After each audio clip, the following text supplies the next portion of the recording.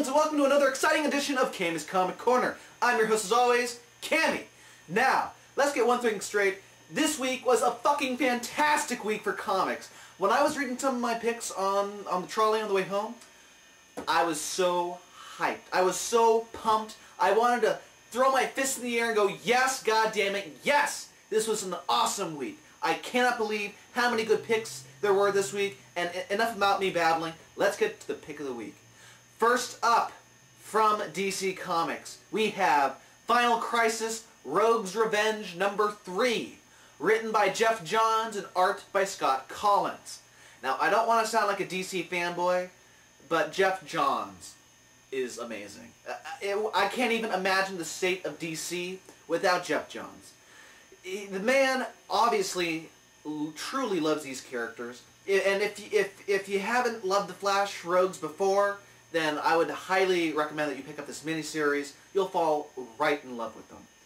The whole story is that after a fucked up year for the Rogues of the events of Bart Allen's death, On the Run in the Countdown miniseries, and finally getting off that godforsaken planet in Salvation Run, they're finally back in Keystone City, and, you know, they just want to get settled. But Libra came to them, said, hey, no, I want you guys, because evil's going to win, and I need you on my side to take care of the Flashes.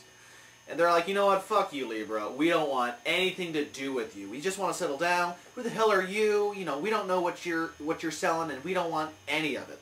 So the past few issues, they've been, you know, killing knockoffs, killing family members. And in this issue, they're like, hey, we need to find Inertia, the little prick that got, you know, blood on our hands, Bart Allen's blood on our hands. You need to kill him, just to keep the Rogue, or just to keep the Flashes off our backs. So that whole issue, they're looking for Inertia. They find him in Bart Allen's old get-up, training with Zoom. Zoom wants the Rogues to kill Inertia so they can kill Bart Allen again. Libra wants Zoom to do this. So the Rogues go and kick some ass. They teleport with Mirror Master's little tricks. They go confront Zoom and Inertia and say, you know, kid, it's time to die. Big old fight ensues. Zoom doesn't like the Rogues because he thinks they're diminishing the Flashes while Zoom's trying to help the Flashes grow and rebuild.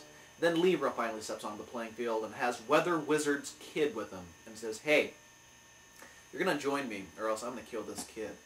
Weather Wizard's old response is, I killed the one person I loved and trust the most. That was my brother. What makes you think I care about this kid? He is one badass dude.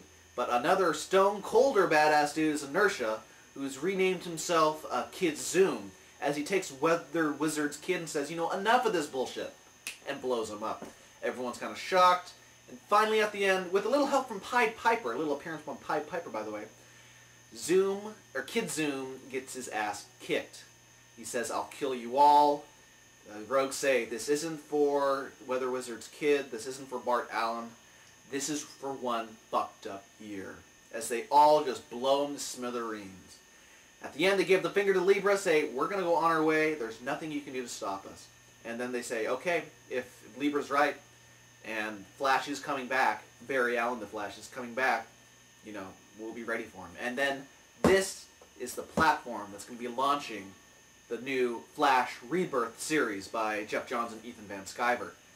Now, it's pretty good, and I'm hopeful, for the first time in years, that The Flash is going to be a good book. I mean, The Flash came out again this week, still a horrible book. It's been a horrible book ever since Bilson and DeMayo's run. Even Mark Waid couldn't help.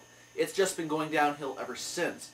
Longtime Flash fans have been hating The Flash, and now finally they have a title they can rejoice to, because if there's one man who loves The Flash more than anyone on this earth, it's Jeff Johns.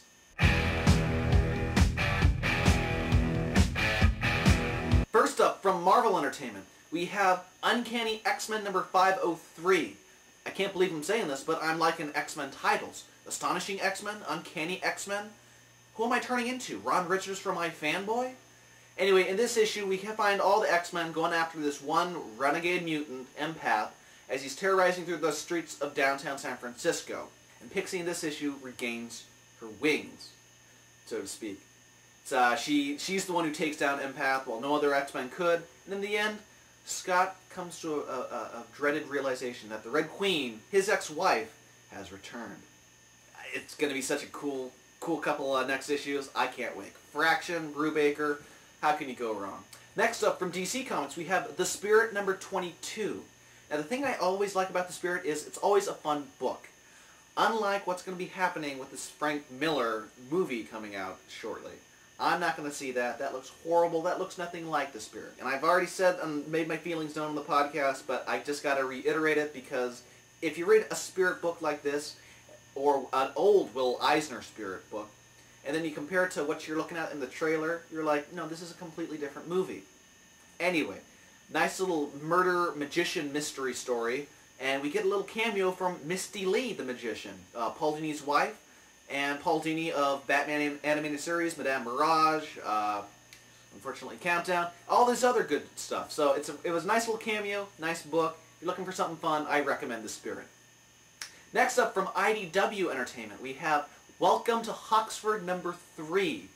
Ben Templesmith, every book that's come out, I've picked as a Fast 5. I've been consistently enjoying this series. It's Ben Templesmith's story, his art, and this the whole premise of, yeah, it's amazing. If there's going to be one horror movie to come out that's going to make you go, wow, that's fucked up, I'm just predicting it right now. Welcome to Hoxford. It's not even done yet, but I'm predicting this is going to be one badass movie when eventually it gets developed. And the one thing that I really enjoyed about 30 Days of Night was that the adaptation of the vampires from Templesmith's 30 Days of Night book. The art in there, the vampires didn't have just 2 teeth, but they have monstrous and never-ending rows of teeth. That makes them so creepy. Same thing with the monsters in Welcome to Hoxford. They're hunting the inmates, but Ray Delgado says, no, I'm hunting you, because I'm God. Good, extreme shit. Let me just tell you. Let me just make it known. It's awesome. Next up from DC Comics, we have Final Crisis Legion of 3 Worlds, number 2. Now, me picking a Legion book is like me picking a Ghost Rider book 5 years ago. I never thought it would happen. But now it has happened. Jeff Johns, another Final Crisis. The Final Crisis tie-ins, they're good if Jeff Johns is at the helm. That's what I've been noticing here. Anyway, back to Legion. You got 3 different legions from 3 different worlds, as the title suggests, finally meeting each other for the first time. You get some very funny banter from all 3 brainies because they're thinking each one of them is superior. Or get a haircut, or no, you don't know what you're talking about. Listen to this guy. And in the background, you get a story of the Legionnaires rescuing fellow Legionnaires. You get the introduction of Superboy and his legion of Superboy villains. It's badass. It's like Sinestro Corps, only it's one guy actually who was a part of the Sinestro Corps leading his own corps now, 1,000 years into the future. Then we also find a deserted Oa. Only one Sodom Yat remaining. So another reason I'm picking this up is has something to do with the Green Lanterns in the future. And why is there only one left, and why are there piles of rings? Tune in next issue to hopefully find out. Who knows? And finally this week, we have from Dynamite Entertainment, Zorro number 8. Now, who doesn't like a good swashbuckling tale? It's like the Robin Hood of Mexico, and there's sword fighting and fights and rescuing all in this title.